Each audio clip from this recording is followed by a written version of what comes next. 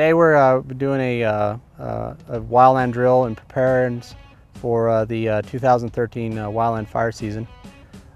We have multiple different agencies coming in to the community of Oracle, where we do a lot of training, both interagency training and also get accustomed to some different techniques, wildland firefighting techniques, and different fuel types. For this drill, I was chosen as the incident commander. From start to finish, I have to run the incident, I have to get a command staff together, make sure everybody's on the same page. I also have to, majority of this is operations, and to make sure that everybody is where they're at, accountability, make sure everybody's safe, and we have contingencies in that. And then provide them logistical needs. We have 4 different stations today. First, we have our fire shelter deployment and review of the 10 fire orders and 18 watch-out situations. These are the mandatory things that we need for our annual refresher training. What we just did here in this scenario is a shelter deployment. Our main goal is to reinforce to all of the firefighters the value and the importance of carrying a fire shelter with them. It is their last line of defense. In the event that they're out in the wilderness area on a wildfire and they're unable to escape or get to a safety zone. So what we demonstrated here was the actual use of their fire shelters, their practice shelters, in a simulation that the fire was coming and that they needed to evacuate as fast as possible, but then their escape route was cut off and that they had to deploy their shelters as a last case effort. Secondly, we have a drafting and sprinkler operations where we would use portable tanks to draft out of instead of fire hydrants. We can draft water out of that. It's very, very portable.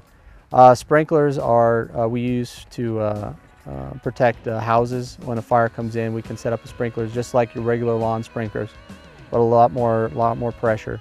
And it just keeps the homes wet and cool until when the fire blows through. Also, we have chainsaw safety refresher training.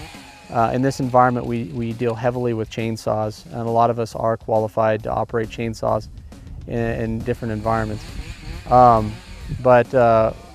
Again, we don't have a lot of opportunity to do chainsaw work year-round. So this is just, again, a safety refresher to remind us the important parts of chainsaw work. The last station is structural triage and structural prep. When it comes to firefighting, many years in the recent years, we've had a lot of urban interface fires where we've had forest fires that now deal with communities, whole communities.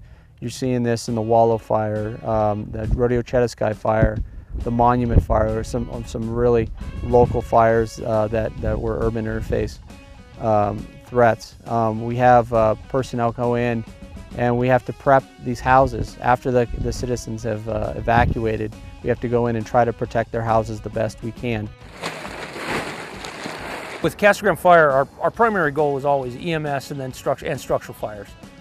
We do have a wildland team where we have got a specific group of individuals who have taken some advanced classes in wildland firefighting, and their main goal is to then deploy on national or state incidents with one of our brush trucks or even our Type 1 structural engines. A lot of our firefighters are cross-trained in wildland firefighting. It's a specialty, not unlike hazardous materials response or technical rescue. Again, it's a specialty. You do need certain qualifications and experience. As far as deployment, Casa Grande is part of the Arizona State Cooperative Agreement, where we do send resources out on a wildland, in some cases even an all-hazard event. Say we have a hurricane or a flood where they need resources. Casa Grande Fire can deploy those resources in the same capacity. We've had resources deployed along the Arizona-Mexican border. We've had resources deployed as far away as Virginia.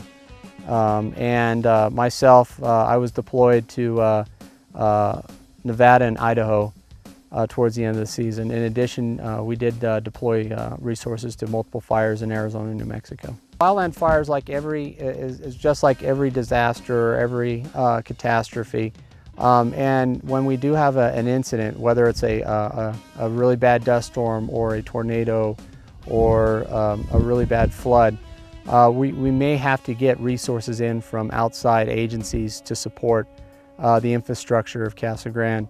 If we have personnel who are qualified and trained in wildland firefighting, we can cross over to a lot of other capacities in those agencies. So we have Casa Grande fire personnel already qualified in those positions.